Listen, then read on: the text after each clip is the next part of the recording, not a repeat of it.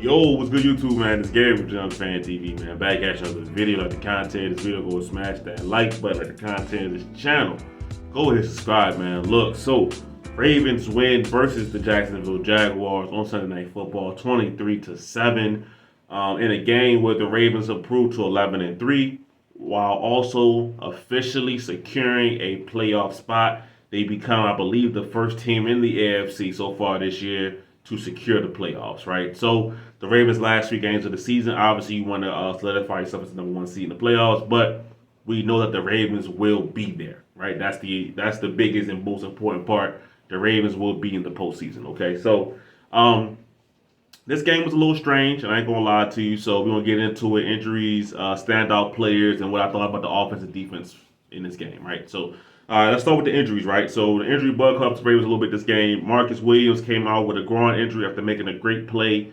to end the half. He did not come back. It was the last play of the second quarter. He did not return, but he was on the sideline. He still had his pads on. So I'm kind of gonna go with how Kyle Hamilton was last week, where he's on the sideline with his pads on, just didn't return to the game. That was a good sign. I'm hoping the same thing for Marcus Williams, that he'll be okay. All right. Ronnie Stanley, concussion, right? He tried to make a block, lowered his head. He banged helmets with another player on the Jaguars. Concussion. Went to the medical tent. That was like the fourth quarter. Did not return. Okay. And then the biggest one right here, the one that's the, could be the most serious one. That's Keaton Mitchell, right? Keaton Mitchell goes off. He's on his way to have another great run, another 10+ yard run. The defender clips his leg. So he's trying to regain his balance, and his next step is very, very strange. And you can see that leg kind of flex. And what I'm hoping for is that it's a hyperextension, but that's me being very, very optimistic. It very well could be torn ACL or whatever, things like that. But I'm hoping that it's a hyperextension because you were seeing what Keith Mitchell can mean to this offense when he's rolling. Okay, so that's the injury side of it, right? Let's talk about the standout players. Okay, so first guy I want to mention is we'll start with the defense, right? I thought Roquan Smith had a good game, man. I thought Roquan Smith made a lot of good tackles out there. One of my keys to the game was containing Evan Ingram. Evan Ingram still had, let me see what he had today. 4 catches for 28 yards, so didn't really get off, all right, at all. So Roquan had 6 tackles, but I was more impressed with how he tackled in the open field. So I really like what he did right there, okay? Kyle Hamilton, that's the other guy I'm going to talk about on defense. Kyle Hamilton, to me, is solidifying himself as the Ravens' best and most important player on this defense, okay? When he's not on the field, they look like a very, very different defense, okay? Not to say that they were great today or anything like that, but they were still good, okay? But Kyle Hamilton is the catalyst, right? Whether that's lining them up the slot, lining them up deep, he's making TFLs in the backfield. He's tipping passes that if he doesn't get that, Kyle really catches a touchdown, and maybe the game goes to 23-15, right? And we're sweating out the end of the game, right? So Kyle Hamilton is the kind of guy that's all over the field, right? I put on Twitter that the way Kyle Hamilton is playing, he has a Defensive Player of the Year in his future, right? Obviously, I'm not talking about this year, but just as he continues to grow as a player, you know what I mean? He has that kind of potential. Those are 2 guys on defense that really stood out to me, all right? On offense, Isaiah Likely won. Isaiah Likely had 5 catches, 70 yards, and a touchdown. Also had a crazy jump ball that Lamar Jackson escapes the sack, gives Isaiah Likely a chance, and he goes up there and gets it. So I'm really happy for Isaiah Likely. He's getting opportunity and he's shining. All right. The second guy is Keaton Mitchell, who got hurt. You can literally see the offensive difference when he touches the football. So Keaton Mitchell ends the day with 9 carries for 73 yards, 8.1 yards a carry. You know what I mean? What else can you say about that guy? Honorable mention, I'm going to go with Rashad Bateman. Rashad Bateman had his best game probably of the year. Maybe another yard by Lamar Jackson on a throw. Rashad Bateman gets a touchdown that really puts the exclamation point on the game. But I was really happy with Rashad Bateman, okay? And then last but not least, LJ8, quarterback, MVP candidate. I don't think he's going to win it just because it's a numbers game, and it is what it is when it comes to that. But Lamar was amazing today, right? Things were crumbling around Lamar Jackson today, and he lifted the offense up, right? whether that's evading sacks, whether that's juking defenders, whether that's scrambling and being more decisive, getting outside the pocket. All right, he only finishes the game with 171 yards passing, but he adds another 97 yards on the ground. Excuse me, and one touchdown through the air. Lamar Jackson was truly dynamic in this game. Okay, and that cannot be understated. He is the reason the Ravens were able to move the ball down the field. All right, so those are my standouts for the game right there. All right. Sorry, excuse me. Now let's get into the offense and the defensive side of the ball. Well, I did not like and well, I liked out there. So defense, right? Let's start with the defense. I still feel like the run defense is a little soft. Okay. Now that happens sometimes when you play a lot of too high looks, things like that. They're trying to get Kyle Hamilton down lower and slide in the box some more to help out, but it shouldn't be on Kyle Hamilton. He gets the TFLs in the backfield. He's making those kind of plays, but at the end of the day, the front seven has to do work, right? Your Matabikes, your Michael Pierces, your Roquans, and your PQs. You got to do work and stop the run a little better. I'm not saying the Jaguars went crazy and like that, but like ETN only had 10 carries for 31 yards, right? So it wasn't really that kind of game script for the Jaguars, but I felt like the run defense still could have been a little bit better, okay? Now, the pass rush took a little while to heat up, but eventually it got there and got after Trevor Lawrence. And for a lot of, I watch Trevor Lawrence often. The Jaguars been on some Monday night games recently, things like that. He makes some really, really puzzling decisions, right? He's talented, everything like that, but he tries to do too much, and that ends up costing his team. He fumbled the ball where he just flat out dropped it.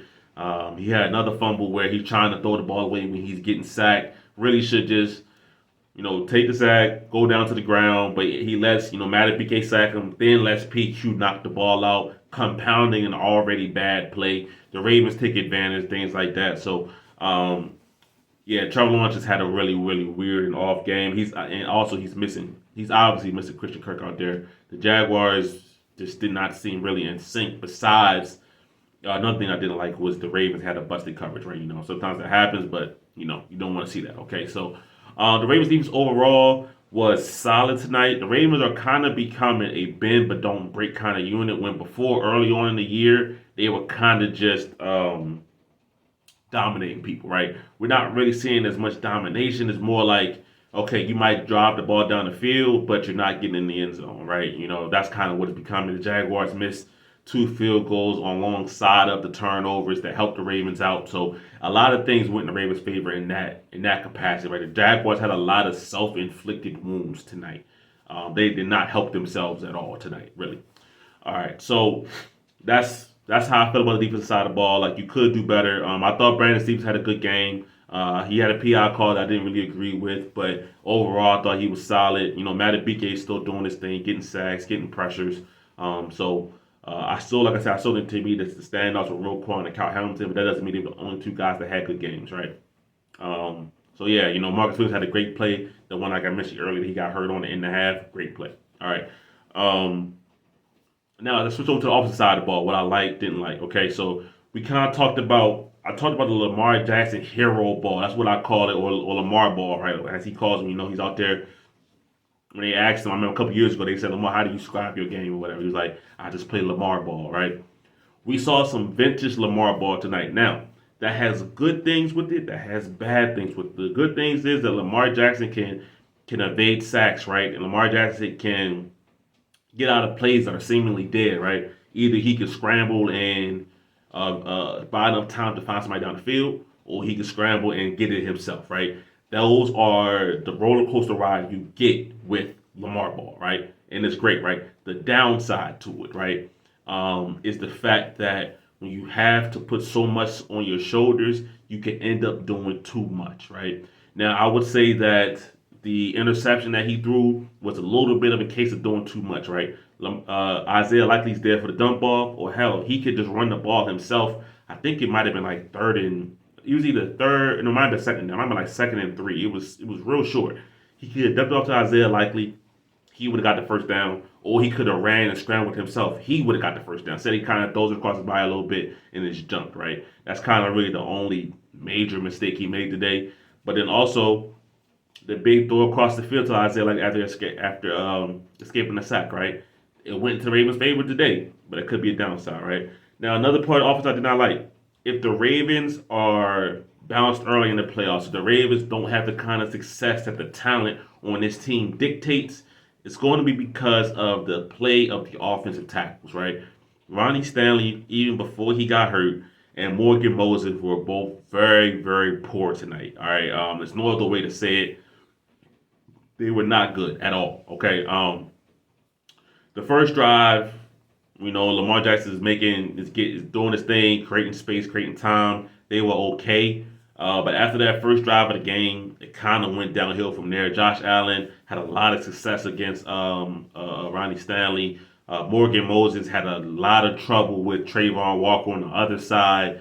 Lamar was running for his life multiple times, right? Lamar Jackson is such a talented and gifted athlete that it works, right? So that was a major, major downside, right? And the Ravens offense tonight just seemed out of sync, out of rhythm, right?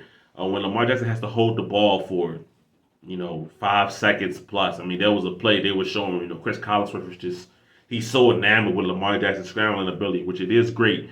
They had a play where they were showing Lamar Jackson held the ball for 9 seconds waiting for somebody to get open, right? You know what I mean? So while that play is great, it worked. I think it might have been one of the ones where he hit Rashad Bateman coming back across the field. It is something that could catch up to you in the end. Ideally, you want your pass offense to be in rhythm. 1, 2, 3 is out. Maybe you drop back a little farther for a deep shot, something like that. The Ravens don't have a lot of in rhythm passing game. All right. A positive was going to be, the mention of Keaton Mitchell, and I talked about him getting more touches, and that's a really, really big deal for the Ravens because he adds that speed, game-breaking element to this team. But obviously he got hurt. That was a major.